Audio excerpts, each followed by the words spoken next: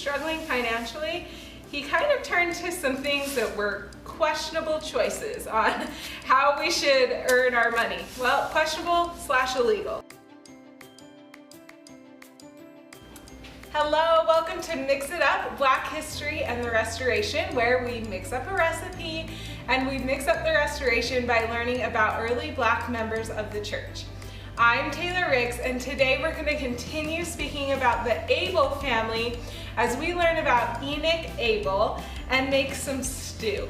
So this stew recipe is super easy. It's kind of a family favorite because it's so simple. You can use stew meat, of course, and just brown it. Or I usually have hamburger on hand, so we tried that once and it was actually really good with just hamburger. You get some meat in every bite, so that's yummy. So I just like to brown it a little bit before and throw it in the crock pot. All right, so Enoch Able is the second son to Mary Ann and Elijah Able that we talked about on week 3, and Moroni, his older brother, we talked about 2 weeks ago. And so Enoch was also born in Cincinnati, Ohio, before the family immigrated to Salt Lake. So he was born in 1851 in Cincinnati. This is just some potatoes, celery, and carrots that we put in here. So he was born in 1851 in Cincinnati, Ohio, and when he was 2 years old, his family, after having learned about the gospel, moved to the Salt Lake Valley, and he traveled with his family here in the handcart company. When they got here, they lived in Salt Lake for a while, and Enoch's records show up with the rest of his family. They lived in Mill Creek, Ogden, then back to Salt Lake. What's interesting is that when his brother Moroni was baptized, he would have been old enough to be baptized as well. And there's record of his brother's baptism, but not record as to whether or not he was baptized at the same time. And his parents were also rebaptized when his brother was, and so we don't really know. In fact, there is no record that he was baptized, but there's record of him in multiple wards throughout his entire life. And so that suggests that he was at least active, and I would guess that he probably did get baptized with that many records of his life, you know, throughout the church in his life. So in childhood, he was poor, and in adulthood, he was also poor.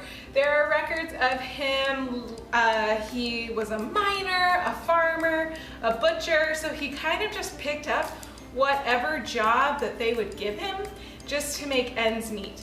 And by the time he was about 16 years old, his parents are in Ogden, but he lives in the Salt Lake 13th ward with his sister and her husband and his brother Moroni that we spoke about a couple weeks ago. So he had left Ogden and his parents were still in Ogden at the time.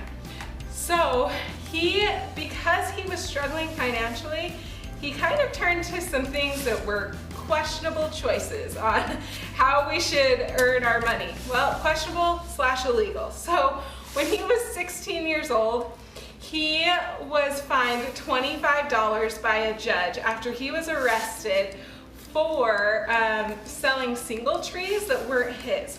Single trees, I guess, are like a piece like of the steering mechanism in the wagon. So like, I think it was in the middle part and it joined the wheels in the front is what I understand. And I'm gonna double check and hopefully I can find a picture to add, but so he was selling those wagon parts and they weren't his. He sold a pair of them. And so the judge fined him $25 for that. A year later, when he was 17 years old, he was fined $5 for public drunkenness with Elijah Jr. So he keeps getting into all these issues. Then another year later, when he was 18 years old, he was arrested for selling 10 sheep, and he did plead guilty to that because he had stolen those 10 sheep, and he did plead that those weren't his.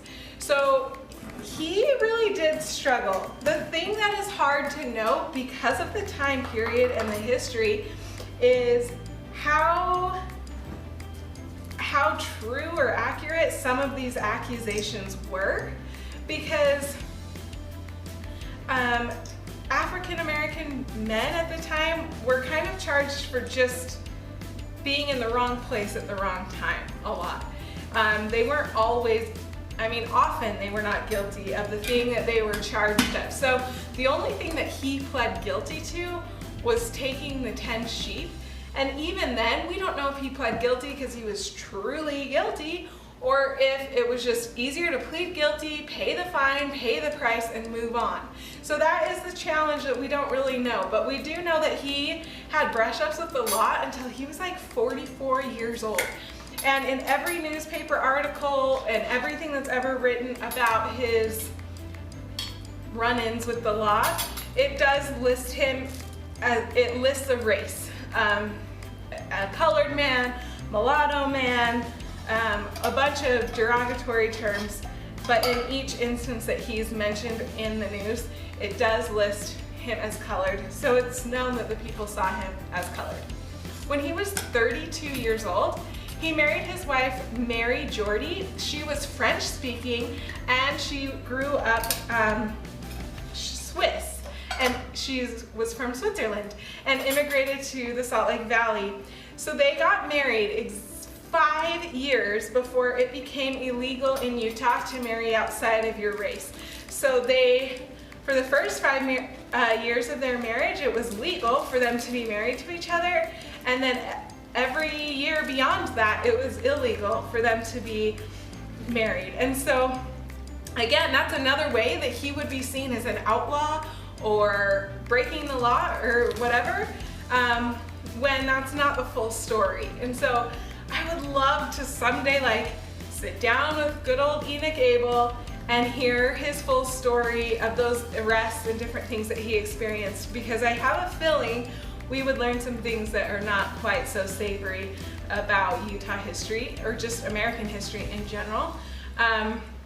But clearly, either way, Enoch was kind of in the wrong place at the wrong time. And I think that his name kind of became known by local authorities there. And so it was just he's blamed for things and everything, whether he did them or not. Maybe he did some of them and not others, and then he's just blamed for everything. It's hard to know, really. So him and his wife, they lived in Big Cottonwood Canyon first, and they had their first daughter, Emma, there. And then they moved to Logan, and they had the rest of their kids there, and he lived the rest of his life in the Logan 5th Ward.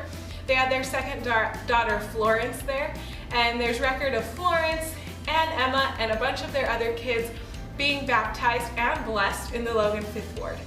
And so that is kind of where they eventually put down their roots. They for sure had 7 children together, which, if you remember, he was 32 years old when they got married. So for the 1800s, that's kind of an older father, you know? They were getting married way younger a lot of the time. So he was a little bit of an older dad, and they had those 7 kids for sure. Well, Mary had an 8th child in December of 1902, but it says that Enoch died in February 22nd, 1901. And so on the birth certificate, it is listed that that baby is his, but science and the months don't add up. But if there's anything we've learned as we've studied our African American members of the church, it's that records were not kept clearly for them. So there is a good chance that he was born in 1901. So then that would work for Enoch to be his dad, and that it was just a misprint that it was 1902.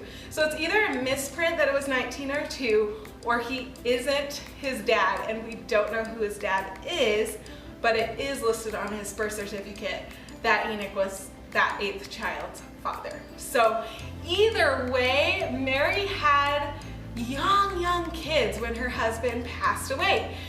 He passed away when he was 50 years old, and he died of pneumonia, just like his mom, Mary Ann, did. And she was in her, I think she was 46. She was in her 40s or 50s, so she was also young and died of pneumonia as well. And that almost makes me wonder if it was really pneumonia or if it was something that we now know is something different that is genetic. It would be interesting to find out. And I believe her records actually say she died with an issue with her lungs. They don't specifically say pneumonia. So it would be interesting to see if there was a genetic component there that they just didn't know about in the 1800s, early 1900s. So he left his family destitute. I mean, they were poor when he was alive, so they were even poorer after he died. Logan City gave his wife the first year $7.50 in aid. After that, she was listed as among their poorest people in the city, but they still dropped her aid to $3 after that. And the Logan Fifth Ward Relief Society has one record of giving her $5.30 to help care for her children. And I'm sure that they helped in other ways of crops and other things like that, because that's what the Relief Society does, right? And she lived for 36 more years without her sweet husband and passed away when she was 86 years old. So she did most of her mothering without her husband there beside her, and that had to have been incredibly challenging. Not just emotionally, not just financially, not just physically, all of those things combined. So I just loved learning about Enoch Able. I think he was an amazing man. Maybe he gets a bad rap for his early, younger years, 16, 17, 18, and those arrests. But I do think that he strove to take care of his family. He worked many jobs and worked really hard for them. And so that is the story of Enoch Able. So this stew, as you can see, is super simple. The base is just 2 cans of the tomato soup with 2 cans of water, salt, pepper, 4 tablespoons of sugar, and 4 tablespoons of this tapioca, minute tapioca. It thickens it and it just makes it super yum. And then I just cook it until the potatoes are soft, maybe like 4 hours on high. I cut my potatoes really tiny so that I don't have children who need help when they're eating. It's already cut to the size they need, so it also helps it cook faster. Thank you so much for coming to Mix It Up, Black History and the Restoration. I'm Taylor Ricks, and I'll see you next time. Goodbye.